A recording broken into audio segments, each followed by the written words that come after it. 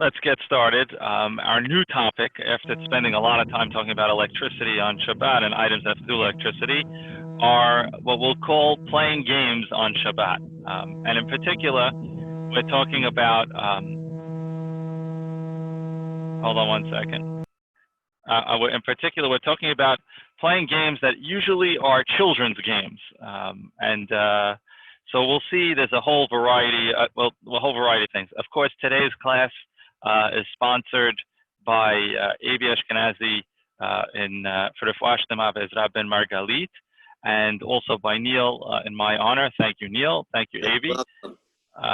So what he starts out by saying is that any of the games that we're going to talk about shouldn't, that's allowed. He says it's only for kids below 13. I'll say in a general sense, what he's really trying to say, it doesn't mean that there's a difference between 13 or not, saying, but on Shabbat, whatever games we're going to say we could play, we should be careful that we don't spend the day playing games, meaning that we should make sure that we have time to study Torah, to get to the shul, to spend time with the family, right? So in other words, let's say we're talking about playing, tole, right? So a person shouldn't spend the whole day playing tole and not making time for his tefillah, for his Torah, for his family. So that's what we're talking about when we say that. So that's the first thing to keep in mind. Anyway, let's keep going with the laws as he puts them out. It's kind of a random assortment. Hopefully, we'll be able to finish it today. But if not, we'll go into to Monday. Of course, tomorrow being the holiday. מותר לשחק בשבת באבני פלא שמחברים אותן זו בזו ועושים צורת בניין או מגדל וכדומה וחוזרים ומפרקים אותן בשבת ואין בזה איסור בונה. So he's talking about playing with Legos, right? Legos, everyone knows what I mean, the blocks that stick together, the children's toy, although lots of adults like to play with Legos also. And you might have thought that it's a concern of what we call boneh, right? We talked about the idea of building on Shabbat, right? I'm not allowed to build a house or something like that. I'm not allowed to take stones and create a shelter for myself. So maybe I'm not allowed to play with Legos. Legos are okay, primarily because they're not made to stay. They're made to take apart and not stay that way. Now that said, he may not be so familiar with a certain type of Lego, right?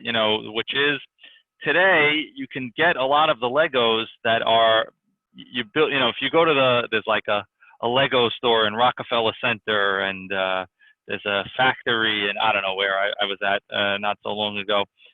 So like you buy these 1,000-piece sets that are intended not to be built for temporary. You build it once and then it sits there, and it stays there.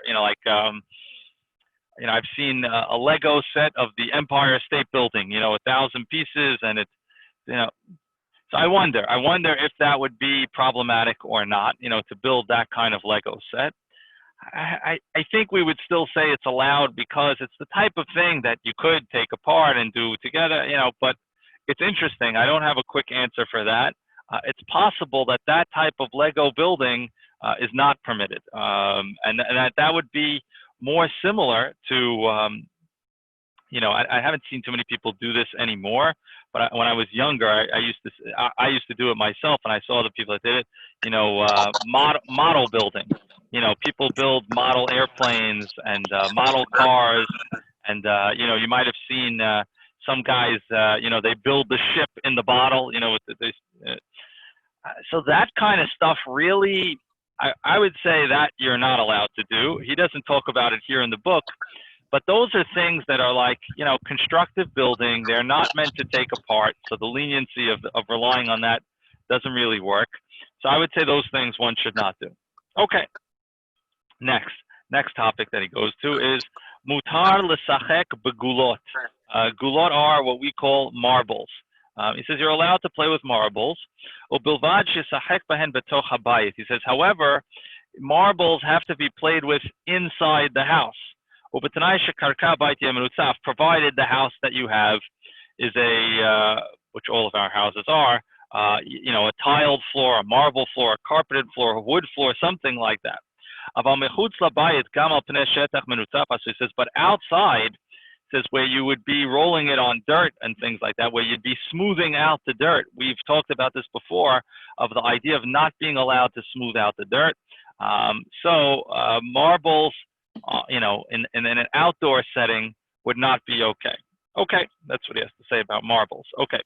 כדורים שהדרך לנפח בהם אוויר ולקשור אותם כגון כדורגל או כדור מים, הרי הם מוקצה בשבת. He says certain balls that are inflatable, says are considered muktzeh on Shabbat. I'm leaving sports for later. I'm going to get to sports, but he's concerned about tying the knot, right? So he says, so if you have an inflatable item that you don't have to tie it, right? So what's an inflatable item that you don't have to tie it?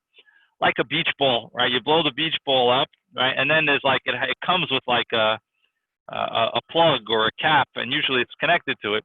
It says if you don't have to tie it, if you just plug it up, then it's going to be okay.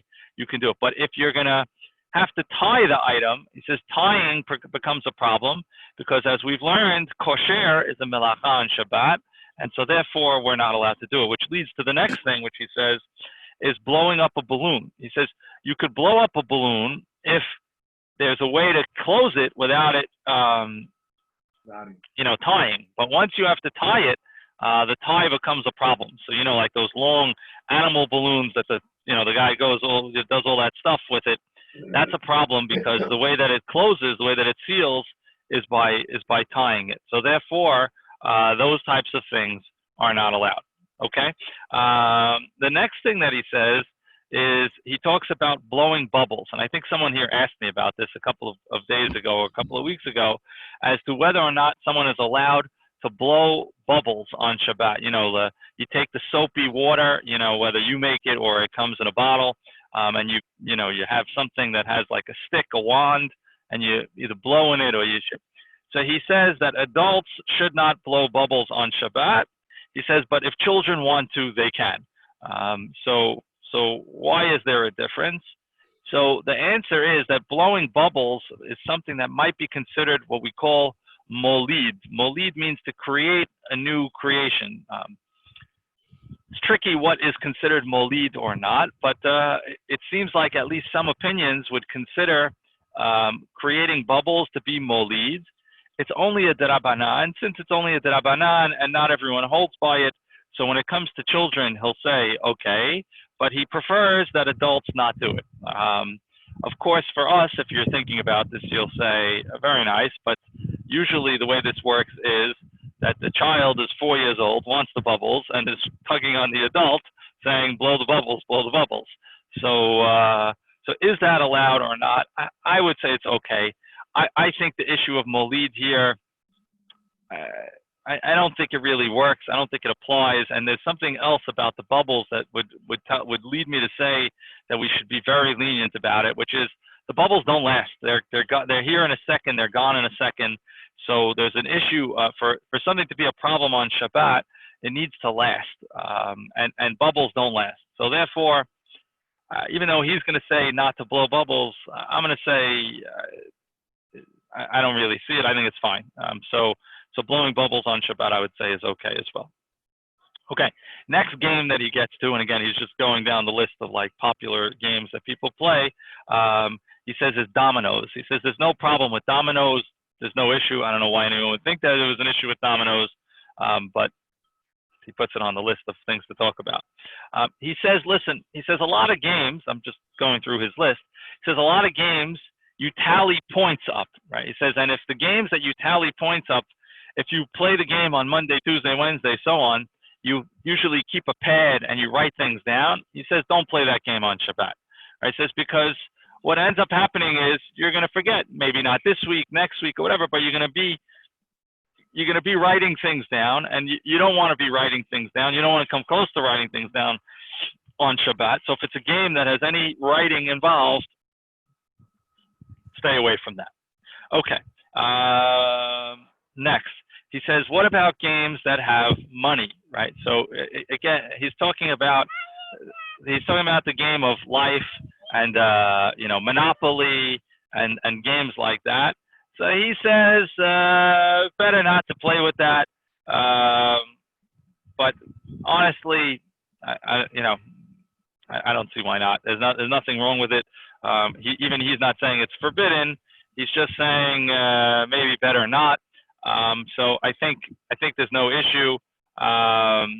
He talks about games like dreidel. You know, spin the dreidel, and you have like fake money or chips and things like that. That's fine. So where it would be a problem would be like to play poker, right? You know, and if you have chips, right? So listen, some people have chips and they don't play poker. They just have them for sketch. You know, like my kids have that. So that might be something that might be allowed, right? But if you have a poker set in your house that you have chips, right? And you have a Tuesday night card game or a Thursday night card game or a Saturday night card game, and now it's Shabbat and you want to take out the chips, no, you cannot use those chips. Right? If you use those chips for money at other times and you really use them for money, you can't use them on Shabbat. I think that would be obvious to everyone, but I think that's worth noting. Good. The next thing that he talks about is an interesting thing. He says, let's say, this is more common in Israel than it is in America. He says, let's say, and certainly Israel of 30 years ago, he says, let's say you have money that no longer is useful, right? What do I mean no longer is useful? So in Israel, you know, thank God it hasn't been like this in a while, right? But in Israel, they would like change over their money every couple of years because they weren't so well established. They, today, you may have noticed that the symbol for the Israeli shekel on currency markets is NIS, right? And it's because it's the new Israeli shekel, because there was the old Israeli shekel, but there was the original shekel, which basically, I don't know all the details, but basically it went out of use because it was a disaster. And actually, if I'm not mistaken, the original Israeli shekel was replacing a different thing. I think originally the state of Israel used lira. But you could, whatever, someone else who knows more could look that up for me. But the point is, in Israel, certainly 30 years ago, it would be very conceivable to have around money that is not worth anything anymore. So he says, if it's not in use anymore and the stores are not going to take it and you're not going to use it, it's no longer money, and you could use it to play games on Shabbat, like Monopoly money or something like that. Okay. He talks about chess and checkers. He says there's no problem playing chess or checkers. He says, he quotes an opinion here, the Be'er Moshe, I'm not sure, I forgot who this is, the Be'er Moshe, who says one may not play ping pong on Shabbat. So I could tell you that's not the custom around here. Right? Around here, people play ping pong on Shabbat. I mean, I don't see what's wrong with it. So I'm just going to say there's no issue with ping pong on Shabbat. We're going to talk about, we'll get to exercise and things that make you sweat, and of course, real tennis on Shabbat we could talk about. But ping pong, no problem. Really not an issue. Even though he's telling you it is forbidden on Shabbat, I would tell you no problem. Next topic that he talks about is stamps. If you're a stamp collector, so people that are stamp collectors, generally there's a couple of different types. But if you're like, it's like a business, right? Like you're buying and selling and doing. So it really doesn't belong on Shabbat. So I'm going to say stamp collecting is out. Next. So now he gets to running, jumping exercises. He says, Mishake ritza kfitza tofeset mechuvaim mutarim. He says games where they have to run around and jump and hide and seek and things like that. He says those games are not a problem, right? So hopscotch, relay races, I don't know, anything like that. He says not a problem. He says he says you could even jump rope, right? The kids, the girls in the yard do the jump rope. He says, there's no problem. He says, aval, and here's the big one that's going to open a big can of worms for us. He says, aval amel asur. He says, but to do exercise, to do physical exercise, that is forbidden on Shabbat. One should not be doing what we call exercise. So even though I just told you can play running games, you should not throw on your good sneakers and go for a 5-mile run. That is not okay. And we're going to talk about other versions of exercise that would not be okay also.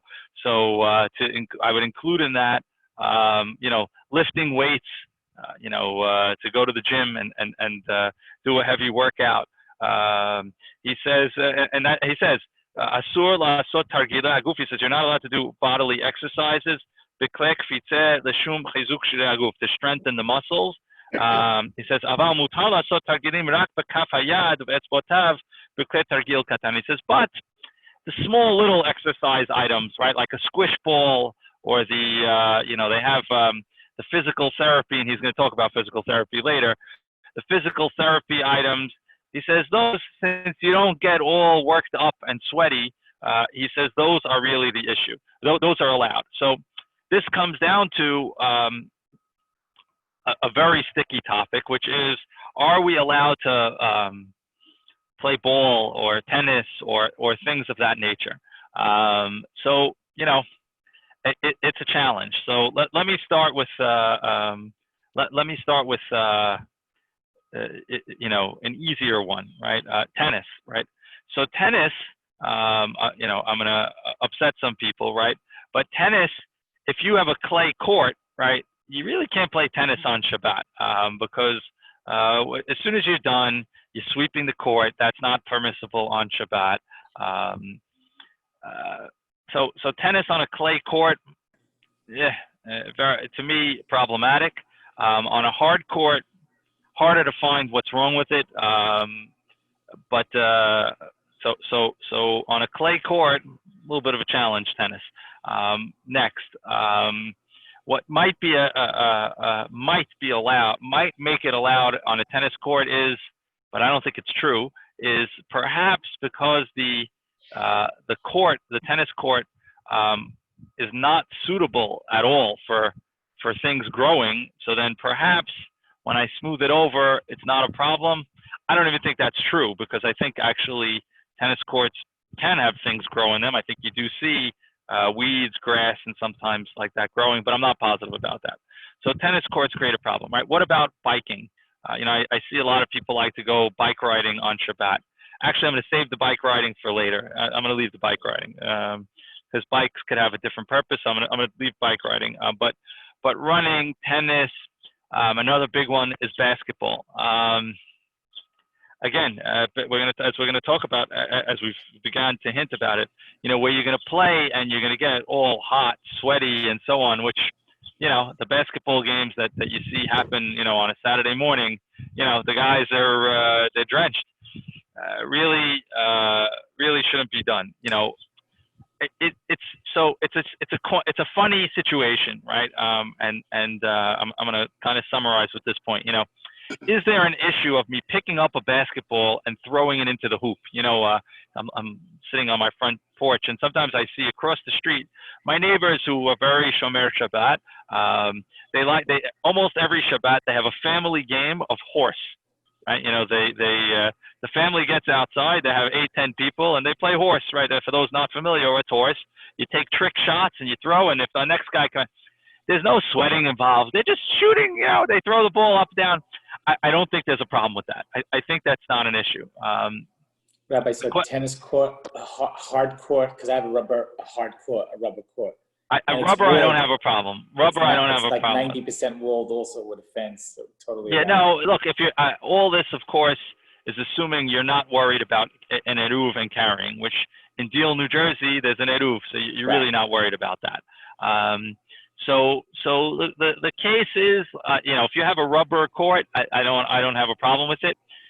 The question is degree, how much, and if I'm playing and sweating and it's a whole thing, that really, that's where it runs into problems, and people have to really go back and forth on this. So I will tell you that most opinions will be pretty strict on this. There are some opinions that are lenient. I never saw this inside, but I read about it. So I don't know how true this is, but I'm told that Rav Kook, who was one of the really a phenomenal Talmid Chacham of the at the time of the founding of the state of Israel. I think he passed away right before, but Rav Kook was once asked if men could play soccer in the park. And I am told, I never saw this, but I am told that he said, since that's how they enjoy the Shabbat, okay. So if that's true, then that kind of gives you a leniency for tennis, basketball, and so on. But you have to, again, the tennis, the sweeping of the court is a big problem. So I don't, to me, the clay courts present a major challenge. It's not me seeing it expressly written somewhere, so maybe someone has found a way to say it's okay. But for me, I think it presents a challenge, and I think if we could avoid that, we should. So I know that doesn't make too many people happy, but that's sometimes my job is not to make people happy. It's to say what I think the halacha is. Okay. We're going to stop here today. Tomorrow we're going to get into, or Monday, we'll get into some other tricky topics like playing in the sand. Are we allowed to do that? Because we know digging is not allowed. And also we'll get to bikes. So we'll get to that on Monday. Anyway, I'm going to stop here. I got to go get my tefillin from inside. And today's learning, again, Stevie Shalom wants me to make sure I say it at the beginning and the end. So today's learning sponsored by Abi Ashkenazi for Refuah Shlema Ezra Ben Margalit, and by Neil Tobias in my honor. So thank you guys for the sponsorships. I'll also say, that